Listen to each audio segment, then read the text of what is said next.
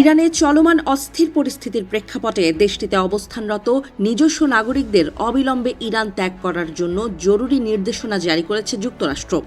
স্থানীয় সময় সোমবার যুক্তরাষ্ট্রের ভার্চুয়াল দূতাবাস এ সতর্কতা জারি করে। এতে বলা হয়, ইরানের বিভিন্ন এলাকায় বিক্ষোভ ও সহিংসতা দ্রুত ছড়িয়ে পড়ছে এবং পরিস্থিতি যে কোনো সময় আরও ভয়াবহ রূপ নিতে পারে।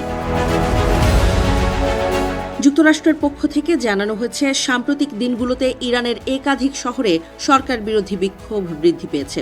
এসব বিক্ষোভে নিরাপত্তা বাহিনীর সঙ্গে সংঘর্ষের ঘটনায় বহু মানুষ আহত ও গ্রেপ্তার হয়েছেন বলে বিভিন্ন আন্তর্জাতিক গণমাধ্যমের খবরে উল্লেখ করা হয়েছে। এমন পরিস্থিতিতে সাধারণ মানুষের চলাচল সীমিত হয়ে পড়ছে এবং স্বাভাবিক জীবনযাত্রা মারাত্মকভাবে ব্যাহত হওয়ার আশঙ্কা দেখা দিয়েছে। মার্কিন দূতাবাসের নির্দেশনায় আরও বলা হয়, চলমান সংকটের কারণে সড়ক যোগাযোগ ও গণপরিবহন ব্যবস্থায় বড় ধরনের বিঘ্ন ঘটতে পারে।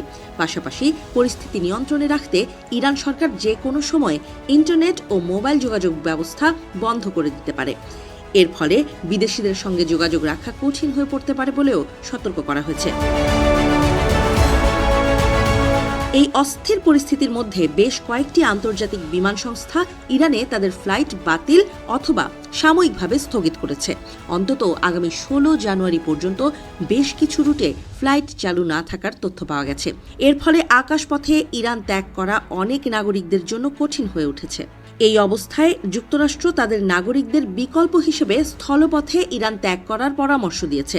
বিশেষ করে প্রতিবেশী দেশ আর্মেনিয়া ও তুরস্কে প্রবেশের পথ তুলনামূলকভাবে নিরাপদ হতে পারে বলে উল্লেখ করা হয়েছে। তবে যাত্রাপথে স্থানীয় পরিস্থিতি সম্পর্কে সচেতন থাকার এবং প্রয়োজনীয় ভ্রমণ নথিপত্র সঙ্গে রাখার আহ্বান জানিয়েছে মার্কিন কর্তৃপক্ষ। নির্দেশনায় ইরানে অবস্থানরত মার্কিন নাগরিকদের সতর্ক করে বলা হয়, সংকটকালীন পরিস্থিতিতে যুক্তরাষ্ট্র সরকারের সরাসরি সহায়তার ওপর নির্ভর করে কোনো পরিকল্পনা করা উচিত নয়।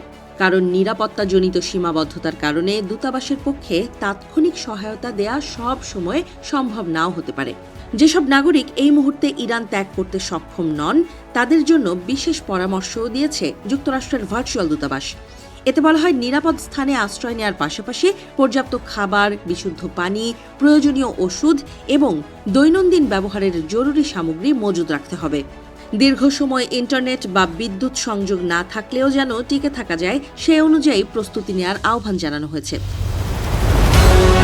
এছাড়া যেসব এলাকায় বিক্ষোভ, সংঘর্ষ বা সহিংসতার খবর পাওয়া যাচ্ছে, সেসব এলাকা এড়িয়ে চলার পরামর্শ দিয়েছে মার্কিন কর্তৃপক্ষ।